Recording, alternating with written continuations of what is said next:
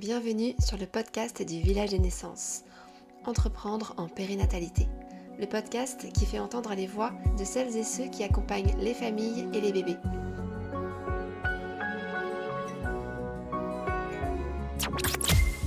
Aujourd'hui, on reçoit Elsa qui a créé un lieu pour grandir et qui a aussi la casquette de formatrice à plusieurs niveaux. Concevoir des modules de formation, délivrer des formations, mettre en place des groupes d'analyse de pratiques professionnelles, intervenir pour l'ingénierie de formation, on parle de tout ça avec elle. Bonjour Elsa. Bonjour. Merci beaucoup de nous rejoindre pour cet épisode qu'on va consacrer à la conception des formations. Je commencerai bien par te demander de te présenter et puis de nous dire quels sont tes métiers aujourd'hui parce que tu proposes pas mal de choses différentes. Donc juste pour nous situer un petit peu ton univers, de nous redire un petit peu qui tu es, qui est ton entreprise et ce que tu proposes. Je suis infirmière puéricultrice. J'ai exercé pendant plus de 20 ans dans différents secteurs, en milieu hospitalier, en réanimation pédiatrique, essentiellement. Et puis, alors j'ai toujours travaillé auprès d'enfants, travaillé en prison également, prison de femmes, en centre maternel. J'ai été directrice de crèche.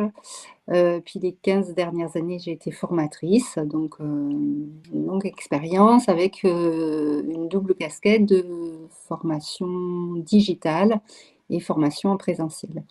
Actuellement, j'ai une double activité. J'ai une activité indépendante d'accompagnatrice en périnatalité, soutien à la parentalité, consultante en allaitement maternel et puis je suis toujours formatrice salariée dans une clinique privée et je conçois des dispositifs de formation digitaux. J'administre une plateforme de formation pour cette clinique et puis je conçois des dispositifs de formation en santé, adultes et enfants pour les salariés de la clinique. Tout ça dans une seule vie. Eh ben oui. Parce qu'on a l'impression que tu nous racontes toute plein de vies antérieures en même temps. Non, tout ça, c'est dans juste une seule vie, celle d'Elsa. Très bien, ok. J'ai plein de casquettes en fait. Le fil conducteur, c'est le prendre soin, que ce soit enfant ou adulte, mais avec quand même une grande appétence pour la petite enfance, la périnatalité. Ouais. Hmm. 80-90% de mon activité s'appuie sur la formation, sous différentes formes, parce il y a de l'ingénierie de formation, il y a la conception de modules de formation digitaux, et puis il y a aussi la formation présentielle Hmm. auprès des professionnels de la petite enfance. Et entre autres, alors je mets ça dans le secteur de la formation, mais tout ce qui relève de l'animation de groupes d'analyse de pratiques professionnelles. Hmm. Oui. Voilà. Qu'est-ce que tu entends Ouais. par ingénierie de formation? L'ingénierie de formation, c'est l'architecture d'une formation. C'est vraiment le découpage et l'organisation de la formation qui s'appuie sur des compétences que l'on vise et puis les objectifs pédagogiques que l'on souhaite faire Hmm. atteindre aux apprenants, quels qu'ils soient. La scénarisation pédagogique, en fait, c'est la clé de voûte de toute formation, quelle que soit la modalité envisagée. Et c'est important ce que tu dis parce qu'effectivement, il y a différents volets dans la formation. Il y a le fait de délivrer des formations. Comme tu dis, il y a le fait de concevoir des formations. Et puis, il y a cette partie-là que tu viens de détailler qui vient aussi poser un cadre autour de la formation. Et ça, c'est une partie que tu fais pour la clinique pour laquelle tu travailles. Oui, alors beaucoup pour la clinique, mais aussi, je suis en train de créer des dispositifs de formation, dans le cadre de mon entreprise, mon activité et pareil, en fait, c'est ma base de travail. Mm. J'ai beaucoup de mal à à envisager une formation, comme ça au pied levé. C'est vraiment les fondations en fait du dispositif de formation, quel qu'il soit. Ça, c'est quelque chose que j'ai découvert en me formant, hein, à la conception, de dispositifs, multimodaux et c'est intéressant parce que bon, j'avais déjà une expérience du présentiel, une longue expérience du présentiel et quand je me suis formée, j'ai transformé ma façon de transmettre des contenus Mm. et ça a beaucoup amélioré, me semble-t-il, mon présentiel. Les petits défauts des novices, des formateurs novices, c'est de vouloir tout dire, un peu, c'est de la transmission brute, à l'état brut, et non pas que ce soit pas intéressant, mais alors je vais le dire de façon un peu triviale, mais parfois c'est un peu foutraque, Mmh. et on veut tout transmettre. Or, on ne peut pas tout transmettre, et surtout, il faut l'organiser, et heu et réfléchir à la façon dont l'apprenant va pouvoir atteindre les objectifs pédagogiques de la façon la plus sécure possible, hein. Qu'il puisse avoir des repères dans ses apprentissages. Et alors quand on parle du digital, heu, c'est encore plus important de pouvoir, se repérer dans sa formation et sa progression. Mmh. Et puis, il y a aussi toute la partie validation parce qu'il s'agit de transmettre, mais il Mmh. s'agit aussi de vérifier que tout ce qu'on a transmis est bien acquis de la bonne façon et de façon, efficace. Ça, Oui, c'est aussi une partie importante de ton travail. tout à fait, tout à fait. Donc d'où l'importance des objectifs pédagogiques et des critères d'évaluation avec, la construction d'activités pédagogiques, c'est-à-dire qui mettent au travail des activités qui suscitent l'intérêt de l'apprenant, mais aussi qui le mettent en action. Mmh. L'idée, c'est que l'apprenant soit vraiment au cœur de la formation, du dispositif, et, et que la formation soit la plus individualisée possible, ce qui est un défi, surtout dans le distanciel, hein, Ouais, complètement. comment individualiser une formation.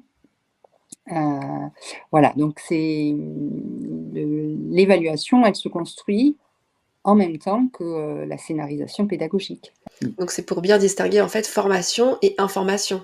Il s'agit pas de délivrer pour informer, mais bien de former quelqu'un qui sera ensuite en mesure et en capacité d'exercer de nouvelles compétences, on va dire.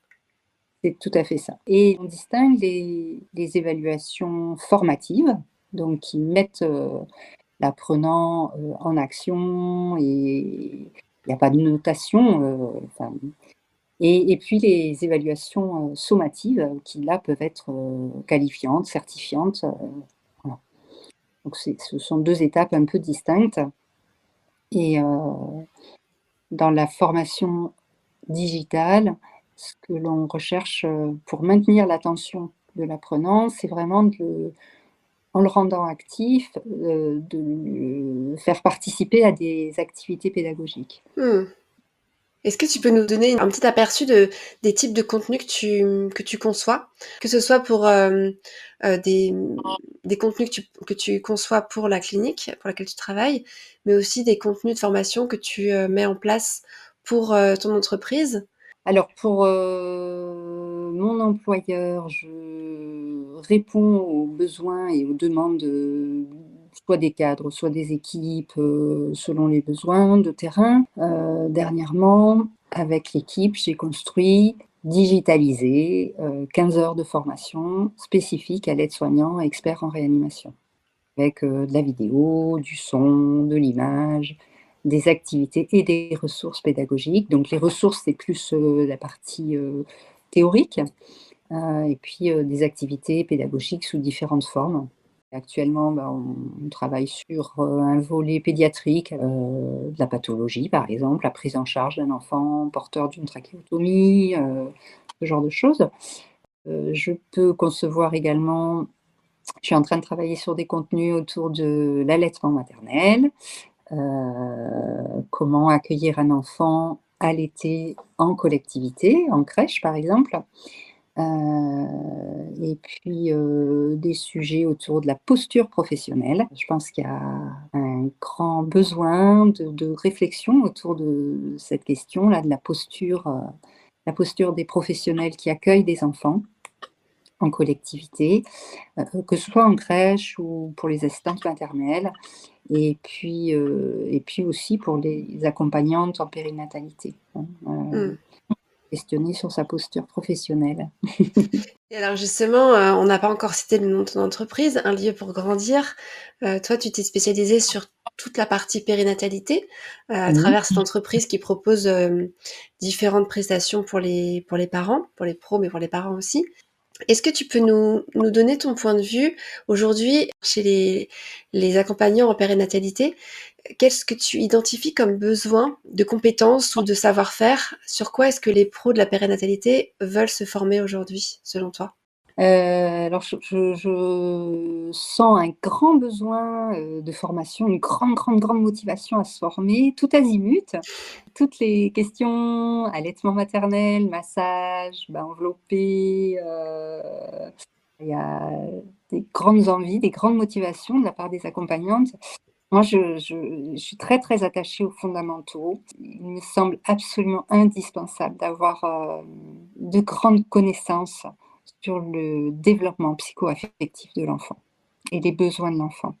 Toutes les questions théoriques, hein, autour de l'attachement, autour du maternage, et puis, qu'est-ce que c'est qu'un bébé? Enfin, je pense que, les accompagnantes ou tous les professionnels ont vraiment et particulièrement en France, il y a des formations de très grande qualité, mais pour les accompagnantes, plus spécifiquement, il me semble qu'il y a un grand besoin de fondamentaux et les fondamentaux, c'est qu'est-ce qui constitue un bébé, un tout petit bébé, jusqu'à 3, 4, 5 ans, Mmh. voilà. C'est quoi un enfant et de quoi a-t-il besoin et comment se développe-t-il? Il me semble qu'on ne pour pouvoir gagner en légitimité, pour se professionnaliser, on ne peut pas faire l'impasse et l'économie de ces savoirs fondamentaux. Voilà, mais je suis un peu rude peut-être? Ah non, pas du tout, au contraire, c'est important de le préciser et c'est aussi important, je pense, de préciser que ce sont des formations qui sont, pas seulement, initiales, mais qui sont continues parce que pour le coup, il y a quand même Oui, beaucoup de choses qui apparaissent, des études, des recherches et cetera qui vont venir nourrir, ces savoirs-là et j'imagine que, c'est important aussi de se tenir régulièrement à jour sur ce sujet du développement psycho-affectif de l'enfant parce qu'effectivement, il y a des choses qu'on connaît et puis des choses qu'on va connaître plus tard parce que c'est encore pas forcément transmis aujourd'hui. mmh. Oui et puis, les chercheurs, trouvent. Mm. Il y a beaucoup de choses, hein, qui existent, et malgré tout, encore il y a pas longtemps là, face à une situation alors, vécue dans un cadre plus personnel, mais j'étais, sidérée par le manque de, professionnalisme, hein, des encadrants, qui tiennent des discours, sur les besoins justement, de, repères et de Ah sécurité oui. affective, du tout petit en collectivité Mm. et donc là, c'était, des professionnels, hein, qui s'exprimaient et qui disaient, des choses, qui n'avaient pas de sens. Enfin, Mm. ouais et c'est un peu compliqué. Hem, Au-delà des connaissances, il me semble qu'il y a un autre aspect qui est fondamental, c'est vraiment de travailler sur sa posture professionnelle. Pourquoi on cherche, à prendre soin des bébés et des parents? Je pense qu'on a tous un enfant intérieur, et qui parfois vient se réveiller là quand on prend soin des enfants des autres et c'est important d'être à peu près au clair alors avec sa propre histoire, avec, l'enfant qu'on a été tous, l'enfant rêvé, l'enfant fantasmé, celui qu'on n'a pas eu ou qu'on aura peut-être, l'enfant qu'on aurait aimé avoir ou voilà, hein, d'être au clair, avec cette, posture et donc de travailler en continu toute sa vie, toute sa vie professionnelle, d'être en réflexion avec cette posture, réflexive, hein, Mm. de vraiment, de se toujours questionner: «Pourquoi je fais les choses comme ça? Qu'est-ce que ça vient réveiller en moi? Pourquoi cette fois-là j'ai répondu comme ça ou j'ai pas répondu?» mais en tout cas d'être un peu en alerte, C'est pas spontané, en fait, de prendre soin des bébés et d'êtres humains, quel que Mmh. soit leur âge.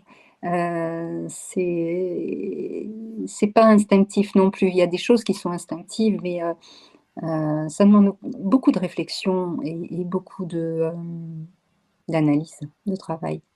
Et ça, ça, c'est un travail pour toute la vie, hein, je pense que c'est ce qui fait aussi la richesse de, de nos métiers. C'est si on s'éclate dans ces métiers-là, c'est parce qu'on apprend tout le temps. Complètement. Et puis tu dis, c'est important la posture. C'est vrai que c'est quelque chose qui est fondamental parce qu'effectivement, il y a l'envie de prendre soin des bébés, des parents, des familles. Mais en fait, on le fait pas. Enfin, j'espère que je me trompe pas, mais on le fait pas pour soi. On le fait bien pour les autres. Et Mmh. quand tu dis prendre soin de son enfant intérieur, être à l'écoute de ce pourquoi on fait les choses, etc. Quand on accompagne des familles, c'est vrai que c'est quand même très important de savoir se mettre aussi en retrait et Mmh. ne pas être sans arrêt à l'écoute de ce que ça évoque chez nous. C'est d'autant plus vrai quand on accompagne des bébés. On se nourrit beaucoup de cette gratitude de prendre soin des autres, mais on est bien avant tout là pour prendre soin et pas pour... Et pas pour se soigner. C'est ça. Et pas pour se soigner. Être distinct sans être distant, c'est, la grande question. Alors c'est pas de moi, hein, c'est Myriam David, qui disait ça: «Être distinct sans être distant» et vraiment faire la part des choses entre, quand on écoute des familles, quand on écoute des professionnels, c'est leur histoire qu'on écoute et alors ça peut venir faire écho à certaines choses, de notre propre histoire, mais voilà, faire la part des choses et Mmh. travailler autour de la posture professionnelle, ça me semble, mais vraiment indispensable dans nos métiers. Indispensable et fondamental, fondamental. Mmh. Plus, la curiosité, hein, on l'a dit déjà, mais je le répète, rester à l'écoute des pratiques. Enfin, bon, moi je suis une une vieille soignante maintenant, mais les choses ont tellement, tellement, tellement changé entre le moment où j'ai été diplômée, j'ose pas dire quand, mais J'allais te demander, mais bon, du coup, je ne demanderai pas. ça fait quelques années, depuis 1993 et puéricultrice depuis l'an 2000, voilà. Et les grands prématurés, bah, ils étaient, tout nus, écartelés, pas sédatés, intubés. Les parents étaient interdits de visite ou quasiment interdits de visite et mon Dieu que ça a changé et heureusement avec le Nidcap et le pot à pot, la présence, continue si possible des parents et voilà donc si j'en étais restée à mes apprentissages, très scolaires Bien sûr. d'hier, Mmh. mais je serais enfin je pourrais pas travailler de toute façon. Heureusement que les choses évoluent, sur la douleur de l'enfant, enfin il s'est passé plein, plein, plein, plein de choses là ces 20 dernières années et heureusement, donc même l'allaitement maternel, les choses, évoluent très vite et dans la formation, en plus avec, Mmh. le développement du numérique, des outils, des logiciels et tout ce qu'on veut et puis le covid qui est venu mettre un coup d'accélérateur incroyable, Mmh. dans tout ça. Voilà, je pense que la curiosité, enfin quand on travaille avec des humains, cette curiosité autour de nos sujets de prédilection, elle est là encore fondamentale. Mmh. Elle est essentielle. Si on parle de formation qualitative, justement, quels sont les conseils que tu donnerais Pour choisir une pour formation, choisir une formation qualitative, quelque chose qui soit vraiment, mmh, costaud et pas simplement de l'information? alors moi je suis très attachée au cursus, universitaire, j'aime beaucoup les diplômes d'État, mais j'aime aussi beaucoup les initiatives, je crois que bon il y a des labels, enfin des certifications, RNCP, Calliope, tout ça qui valide des process, plus que des contenus. Je pense que se renseigner sur l'expertise des intervenants est essentiel. Vérifier qui sont ces intervenants, d'où viennent-ils, de quelle place parlent-ils. Enfin, il y a des sujets tellement vastes. Je reviens par exemple sur l'allaitement maternel.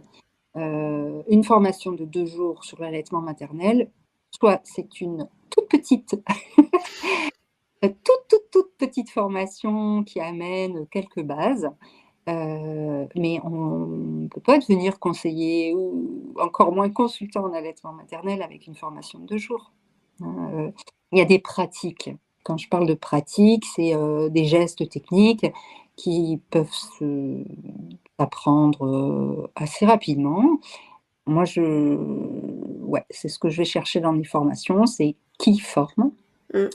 sont les intervenants, d'où parlent-ils, Quand tu dis d'où hem, parle-t-il, tu veux dire, à quel titre, c'est ça? ouais, à OK. quel titre et bon, évidemment le sujet, mais alors je suis pas en train de dénigrer des formations qui ont pas pignon sur rue, hein, parce qu'il y a vraiment des gens, incroyables, qui font des choses incroyables et qui sont très peu connus. Voilà, des gens très humbles qui font un travail d'une très, très, très grande finesse et subtilité. Donc, alors c'est vrai que les certifications, Calliope amènent de l'éclairage, ce qui ne veut pas dire que, des formations non certifiées, non Calliope, non référencées, non Datadocké, tout ça, ne sont pas de qualité, hein, c'est pas ce que je dis. Mais Oui, oui, bon et inversement, hein, oui. il y a même, des contenus qui laissent à désirer, Mmh. enfin, et qui pourtant sont certifiés. Donc c'est vrai que c'est extrêmement nébuleux, c'est difficile de faire un choix, éclairé. Et c'est aussi faire attention à, l'objectif qui est transmis parce qu'effectivement, quand tu parles de l'allaitement, par exemple, effectivement, on peut avoir, tout un tas de formats, j'imagine, tout un tas de formats, de durée, de mise en pratique d'exercices. Mais peut-être que, les uns donneront, un bagage et une expérience suffisante pour être consultante en lactation, là où d'autres permettront d'animer, je sais pas si ça existe des ateliers de papotage autour de l'allaitement, par exemple, pour évidemment plusieurs, objectifs qui ne sont pas les mêmes. Parce que sur un même sujet, on ne s'improvisera pas expert en la matière selon le format qu'on aura choisi. Tout à fait, tout à fait et je pense que se poser la question de: «Je veux en faire quoi?» Moi, par exemple, il y a beaucoup de choses que je fais, par curiosité, que je lis, que j'écoute, mais c'est pour me nourrir. Bien sûr. Heu, c'est pas forcément des choses que je réinjecterais, enfin je peux pas m'auto-proclamer, experte, il y a plein de sujets où Mmh. je n'ai pas d'expertise. J'ai quelques petites connaissances, mais c'est tout et je peux pas transmettre ces sujets-là. C'est vrai, ce que tu dis, c'est très juste. Moi, je te rejoins. Il y a beaucoup de contenus de formation qu'on va consommer parce que ce sont des sujets qui nous intéressent ou qui vont venir nourrir aussi nos pratiques. C'est vrai que, dans tout ce qui est périnatalité, il y a beaucoup de choses qui existent. Je trouve ça très juste de se dire, «OK, je suis cette formation, ce programme, mais qu'est-ce que j'en fais derrière? Est-ce que, j'ai la volonté d'avoir une compétence en plus, une prestation en plus auprès des parents? Ou est-ce que simplement c'est un sujet qui m'intéresse?» Il y a aussi des gens qui se forment beaucoup et qui ne proposent pas toutes ces prestations Mmh. ensuite, simplement parce qu'ils se sentent pas suffisamment outillés. Peut-être que ça leur a beaucoup plu, beaucoup apporté, mais c'est pas encore suffisant pour le proposer aux parents. Et quelque part, j'ai envie de dire tant mieux, parce que si tout le monde se sent outillé très très vite pour accompagner des bébés et des parents, peut-être que c'est pas la meilleure idée du siècle. Voilà. Je pense que ça fait partie de la culture professionnelle, s'acculturer, c'est ça, c'est se nourrir, hem, de plein de thématiques, autour de la périnatalité, la petite enfance, puisque ce sont nos sujets de Mmh, prédilection.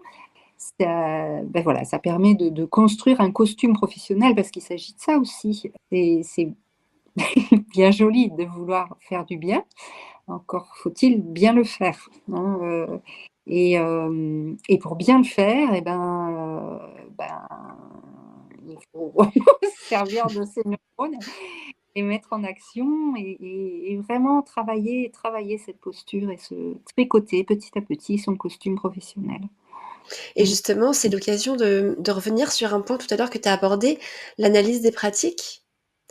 C'est une partie de ce sur quoi tu interviens dans la formation, l'analyse des pratiques auprès des équipes de professionnels de la petite enfance. Est-ce que tu peux nous expliquer un petit peu qu'est-ce que c'est que l'analyse des pratiques? Alors l'analyse des pratiques professionnelles est obligatoire là depuis, 2021 en crèche. Chaque salarié bénéficie de 6 heures par an d'analyse des pratiques professionnelles. Donc ça se fait en équipe. En général, c'est conduit par un intervenant extérieur qui est formé à l'animation de ces groupes et l'idée c'est vraiment d'analyser, de questionner des situations professionnelles, problématiques, et de questionner sa propre pratique ou la pratique de l'équipe, sur ces sujets, sur les sujets qui sont amenés par les professionnels. D'accord. Et alors les questions, les situations sont passées, on ne peut plus revenir dessus. Cependant, il est fort probable qu'à l'avenir, le fait d'avoir réfléchi et d'avoir, décortiqué, analysé cette situation sous différents angles, à l'avenir, on sera outillé, on sera un peu plus outillé pour savoir comment répondre de la Mmh. façon la plus adaptée à la situation telle qu'elle se présente, à ce moment-là. Et c'est vraiment réfléchir à ce qui s'est passé pour donner des outils pour la suite. Ça peut être des situations autour d'enfants, des situations de famille, enfin, voilà, des questionnements, hein, professionnels et puis, ou des questions beaucoup plus larges autour de l'organisation, Mmh. des crèches. Et ce sont des sessions qui se déroulent uniquement en groupe, ce n'est jamais individuel? Ça peut se faire individuellement, mais là, dans les structures, d'accueil petite enfance, dans les crèches, ça se fait en groupe, en D'accord. OK. heu, équipe et alors selon la taille des crèches et selon la taille des équipes, les groupes sont partagés. C'est bien qu'il y ait une dizaine de personnes, en général, par, session et voilà et je les vois 3 fois dans l'année D'accord. et on travaille pendant 2 heures, c'est le groupe qui amène les situations. Parfois, il y a un travail, en amont de réflexion en équipe. Ben voilà, on aimerait, travailler cette thématique-là, je sais pas moi, l'itinérance ludique ou, l'accueil du soir des parents ou, Mmh. quand il y a des situations de crise, dans les structures, un décès par exemple d'un parent, alors c'est, très lourd à porter, mais, ça peut donner lieu à un travail, c'est de la supervision en Mmh. fait. On travaille. Mais en fait, il y a quelque chose qui me questionne. Tu dis que c'est obligatoire maintenant dans les crèches. L'analyse des pratiques, le fait de se questionner sur ces pratiques passées et donc à venir aussi, c'est aussi quelque chose qui semble super enrichissant et à la fois très rassurant pour tout type de métier de l'accompagnement d'humains. Ouais. Ou est-ce que je me trompe? Non, tu ne te trompes pas. C'est extrêmement enrichissant, c'est professionnalisant, hein et d'avoir, ce travail d'analyse en collectif, en équipe, ça ouvre le champ des questionnements, on réfléchit mieux à plusieurs, Mmh. surtout dans un cadre, où la sécurité de chacun, est assurée. Mmh. Oui, c'est ça. Mmh. Donc d'où la présence d'une personne extérieure.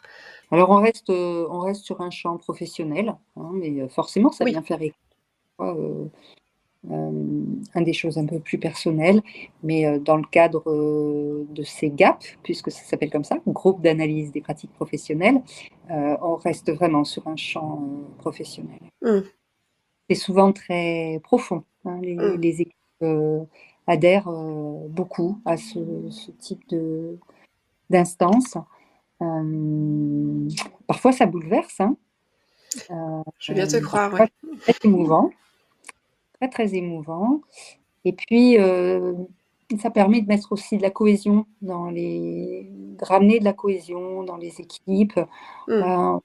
Et communiquer, c'est tellement fondamental que, voilà, le fait de pouvoir se parler, d'échanger. Alors c'est pas des discussions on n'est pas au troquet du coin à taper la discussion, hein. Mmh. C'est dans un cadre de travail avec, le plus de bienveillance possible, les uns envers les autres et Oui, encore une fois, la formation et c'est de la montée en compétences. c'est ça, c'est important de le redire, ça fait partie de la formation, tout comme, la formation initiale ou continue peut en faire partie. Certainement l'analyse de pratique, se retrouve dans d'autres, métiers en fait que Oui, celui de crèche. Mmh. dans tous les métiers du social, c'est très commun et ça fait partie, des études, hein, des parcours de formation, des formations initiales, en fait, ça s'apprend aussi. Il y a une méthodologie sur la façon d'animer, mais surtout la façon de participer à un groupe d'analyse pratique. Mmh. Et oui, dans le secteur, social, c'est, très, très commun depuis très longtemps. Ça s'est appelé différemment, ça s'est appelé supervision, D'accord, donc effectivement, quand on a tout ça en tête, ça fait beaucoup de choses, qui se regroupent sous la casquette, de formation. Psst, tu accompagnes les parents ou les enfants et tu voudrais consolider ta posture pour garantir une écoute active, professionnelle et sécurisante? Tu peux participer aux ateliers animés par Marion Gobert, psychologue et psychothérapeute EMDR. Marion est spécialisée dans la prise en soin des femmes, tout particulièrement autour du traumatisme en gynécologie, obstétrique et périnatalité. Un atelier pour consolider ta posture, c'est 1 heure de transmission et 1h30 de mise en situation concrète en tout petit groupe. Tu trouveras les prochaines dates sur le site www.levillagedenaissances.com à la rubrique Boost ton activité.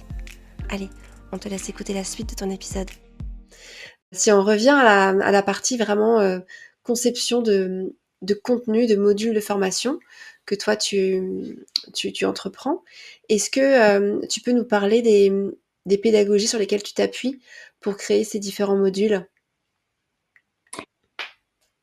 Alors, je m'appuie sur des choses très, concrètes et à la fois, très importantes pour moi. Bon, il y a la théorie du constructivisme, du socio-constructivisme, c'est-à-dire, construire ses apprentissages, et construire à plusieurs avec ses pairs. Mais, hem, enfin, je voudrais revenir sur un point, c'est, la formation digitale, le e-learning, quel que soit le terme qu'on utilise, hein, repose à mon sens sur 3 piliers. La première, c'est une scénarisation pédagogique, c'est-à-dire une formation qui a été pensée, construite, avec une progression pédagogique. Ensuite, le tutorat, c'est-à-dire qu'on ne peut pas apprendre seul. Et il faut être accompagné et le troisième pilier, c'est, les pairs et c'est le socio-constructivisme Mmh. et hem et puis moi, alors je m'appuie là-dessus, je m'appuie aussi sur, les principes de la classe inversée, c'est-à-dire, faire les exercices avant le contenu théorique, voilà, ce genre de choses-là. Et puis je suis une soignante et je suis une soignante qui essaye d'être, très proche de la philosophie d'Amy Pickler. Amy Pickler, c'était, une pédiatre, hongroise qui a créé à Budapest, un haut lieu d'humanité, heu, une école de civilisation. C'était, une maison d'enfants, hein, qui, s'appelle, l'Institut Pickler-Logzi. Et alors je suis allée 2 fois à Budapest, je fais partie de l'association Pickler-Logzi France. Et voilà, je suis très, très proche de cette pensée qui s'appuie donc sur les travaux d'Amy Pickler, et qu'on retrouve autour de l'observation, la référence, donner des repères à l'enfant, faire avec l'enfant, heu les grandes questions sur qui je peux compter, quand je peux m'adresser et à qui je peux m'adresser si je suis en difficulté, la singularité de chacun, prendre en compte les besoins de chacun. Et ça, ce sont vraiment des choses que j'essaye d'appliquer, mais parfois c'est pas très conscient. C'est un peu. Mais je sais combien il est nécessaire d'être capable d'avoir, en tant qu'apprenant, d'avoir des repères dans un Mmh. cursus, savoir où on en est, combien il est important d'être au cœur de son apprentissage. Donc en tant que formateur, je vais toujours essayer de baliser le plus possible les choses, Mmh. donc de donner des repères. Parfois ça passe par des choses, graphiques, hein, des modules, qui se distinguent, pardon, par, différentes couleurs ou des symboles qu'on retrouve, à certains moments clés, de la formation, mais aussi, des évaluations formatives qui permettent à l'apprenant de se situer et d'être autonome, dans ses apprentissages, mais être autonome et accompagné, Mmh. hein, donc la question, c'est toujours, hem,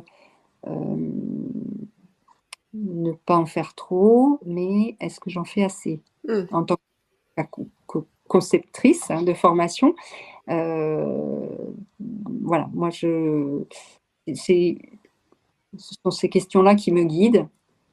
J'essaye de me mettre à la place de l'apprenant, qu'il y ait de la diversité, mais de la stabilité, hein. Mmh. On peut Ça, c'est très pictérien comme concept. On peut partir découvrir le grand monde, quand on est bien assuré de ses bases, Oui, c'est ça. Mmh. bien ancré, heu et voilà, qu'on se sent, suffisamment solide pour Mmh. pouvoir découvrir, l'inconnu. Et bien dans la formation, c'est pareil. La curiosité, on peut, s'autoriser à être curieux quand on est suffisamment sécure là où on est. Et c'est qu'une fois qu'on est bien sécure, qu'on va pouvoir, aller découvrir, Le contenu. ouais, des Mmh. contenus Le hyper, fameux, les racines et des ailes. ouais, c'est Mmh. ça, oui, tout à fait. Donc tu es très vigilante à ce placement de curseur. Oui, Mmh. ouais et c'est vraiment, ce qui me guide en tant que formateur, à qui je m'adresse quand je construis une formation. Elle est destinée à quel professionnel, de quel métier, voilà, je cible le plus possible et puis, et bien, avec, la personne qui souhaite, créer cette formation, enfin, quand c'est un cadre ou quand c'est, je sais pas moi, un institut, peu importe, mais, de rédiger des compétences. Quelles sont les compétences visées? Mmh. Très O important, ouais. Et quels sont les objectifs pédagogiques mesurables, atteignables, que l'on vise au travers de cette formation? Mmh. Et tout à l'heure, tu disais: «On peut pas apprendre seul». C'est intéressant comme phrase, on peut pas apprendre seul et pour autant, aujourd'hui, il y a beaucoup de choses qui sont, comme tu dis, à distance et pour lesquelles on n'est pas censé être tout seul, hein. On a bien sûr un formateur, une formatrice, différents formats qui existent. Est-ce que, tu peux nous éclairer un petit peu quand on parle de tutorat, notamment dans tout ce qui est formation, en ligne? Comment tu envisages un tutorat, efficace quand on parle de formation en ligne? Alors le tuteur, c'est à mon sens, et encore plus quand il s'agit du domaine de la relation, du soin, du prendre soin, Mmh. heu, c'est quelqu'un, qui va prendre soin de son apprenant. Donc il va ajuster son accompagnement aux besoins de l'apprenant. L'accueillir là où il en est, de ses connaissances, de ses apprentissages, lui présenter le dispositif pour que la personne puisse être autonome si elle le souhaite. Mmh. C'est vraiment un dosage de l'accompagnement, le plus singulier possible. Ce qui était un vrai challenge, hein, parce que, actuellement, on construit des dispositifs de formation, en visant le bénéfice, le retour sur investissement. Mmh. C'est-à-dire que c'est vrai qu'une formation digitale, on peut la diffuser à un très grand nombre. Mais on le voit avec les MOOC. Les MOOC, s'ils ne sont pas tutorés, alors ça, c'est pas Elsa qui le dit, hein, il y a des études. Donc, le tuteur, il intervient au niveau motivationnel, hein, c'est vraiment Oui. accompagner au plus près l'apprenant, l'encourager, le féliciter, même quand les réussites ne sont que partielles. Mais c'est aussi, sur le plan métacognitif, c'est aider l'apprenant à planifier son travail, à s'auto-évaluer, à adopter la posture réflexive, Mmh. c'est-à-dire le questionner. Oui. Pourquoi tu as fait ça comme ça? À quoi tu pensais quand tu faisais ça? Et t'espérais quel résultat? OK, d'accord. Et qu'est-ce que tu aurais pu faire pour, tu pas obtenu ton enfin tu es pas arrivé là où tu souhaitais, est-ce que tu peux revenir là-dessus, expliquer un peu pourquoi? Mmh. Mmh, voilà, c'est aussi, être tuteur, c'est rompre l'isolement d'un élève, d'un apprenant. Apprendre, c'est compliqué, hein. Ça demande, un contexte de concentration, de Mmh. travail, disponibilité, tout Mmh. simplement. Et donc souvent les gens s'isolent pour apprendre, mais c'est d'autant plus compliqué quand on apprend, derrière un écran. Oui. Il y a pas d'effet de classe. Voilà. Et donc un tuteur, quand le dispositif est pensé sur, le constructivisme et le soutien des pairs, le tuteur, il va, faire vivre aussi il peut initier la collaboration entre les apprenants, entre pairs. Il peut, être proactif ou, en général, la sauce prend très, très vite. Très, très, très, très vite. J'ai participé dans le cadre de mon ancien emploi, j'ai, participé à la conception de la première formation en santé diplômante, en FOAD, formation ouverte et à distance. C'est-à-dire que 70 des contenus théoriques étaient délivrés en distanciel. Alors ça, c'était avant le Covid, bien avant le D'accord. Covid. Depuis le Covid, les Oui. choses ont Ça s'est répandu. Et c'était, une formation pour des auxiliaires de puériculture, c'est-à-dire, un métier de la relation. Mmh. Et ces élèves, elles avaient sur 1 an de formation, sur 10 mois de formation, elles avaient 3 semaines de présentiel et tout le reste de la formation théorique se faisait à distance. Après, elles avaient les stages pratiques comme tout le Mmh. monde. Alors ce dispositif, existe toujours. Et pendant 8 ans, j'ai été tutrice de ce groupe, d'élèves et avec 100 de réussite au diplôme d'État. Et c'était des élèves qui, n'avaient pas forcément fait le choix de la FOAD, hein, du cursus, en Mmh. distanciel et qui, pour certaines, ne voulaient pas faire Ah la oui. formation à distance et très, très vite, en fait, elles disaient: «Mais c'est génial, la distance rapproche». Et alors comment La tu fais pour que la sauce prenne comme justement, avec un la un tel constat de démarrage? Et ben, une grande réflexion autour de la scénarisation pédagogique, Mmh. heu, construction des supports avec, de la variété, de l'interactivité, des travaux entre pairs, énormément de travaux entre pairs, Mmh. des contacts, beaucoup, beaucoup, beaucoup de contacts, j'étais très, très proactive.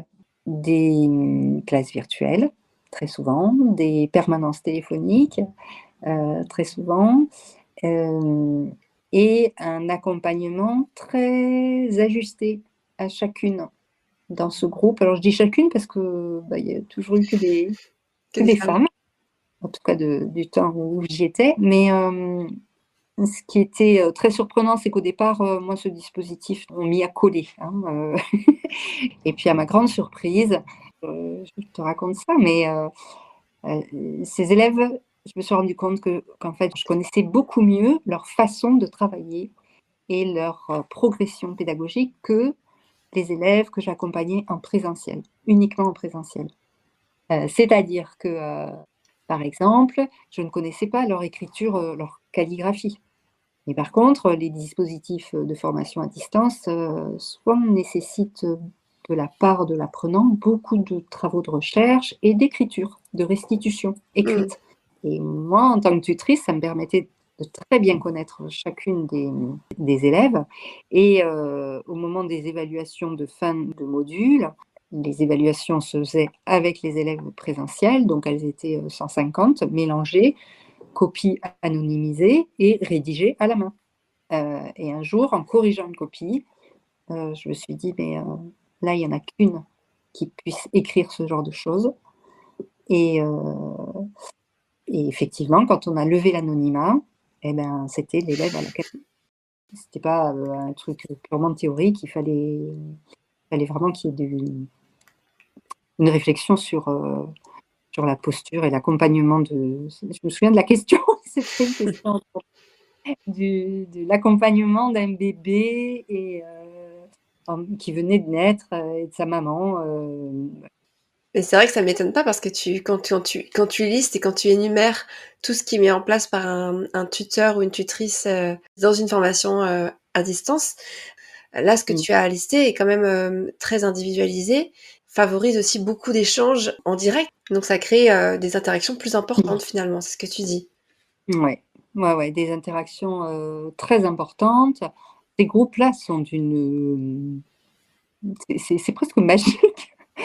Il s'était très vite noué des liens très forts qui perdurent bien au-delà de l'obtention du diplôme. Enfin, il y a des liens très, très forts qui se sont construits.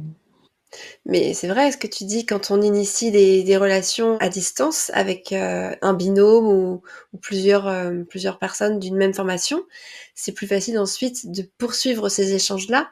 Bah, pour le coup, la discussion peut se poursuivre, jusqu'à bah, sans limite en fait. Alors peut-être que c'est le piège. C'est ça, peut-être que c'est le piège. Mais c'est vrai que pour le coup, ça veut dire que la limite de l'enseignement, à distance n'est pas forcément là où on l'attend, de ce que je comprends de ce que tu viens de dire. Ouais, ouais, tout à fait. Et la limite, essentielle que je vois, c'est, bah, puisque on peut se connecter de partout, à toute heure du jour et de la nuit, et ben, ah bah, tiens là, ah bah, tu rien à faire là, tu as 5 minutes, et ben, vas-y forme-toi. Et ça c'est tentant de la part d'un employeur, mais alors c'est complètement contre-productif. Oui, c'est la disponibilité dont tout à l'heure tu parlais. La disponibilité, elle est pas, sur commande. Ouais, pas sur commande, je pense à des soignants, par exemple, parce que bah, c'est une population que je connais bien, mais à prendre entre 2 soins comme ça vite fait, ben, non, Mmh, oui, peut-être et alors mais on est plus dans l'information mmh, à laquelle tu fais référence tout à l'heure, plus que de la formation. mmh. Se former, ça demande un effort, hein. C'est pas, sociologue, monsieur Tricot qui a beaucoup travaillé sur cette question. Et se former, c'est difficile. Apprendre, c'est un effort. Mmh. Moi, je suis convaincue que presque tout le monde peut suivre une formation à distance qui est bien construite, mais encore une fois, pas n'importe comment et pas n'importe quand, enfin, Mmh.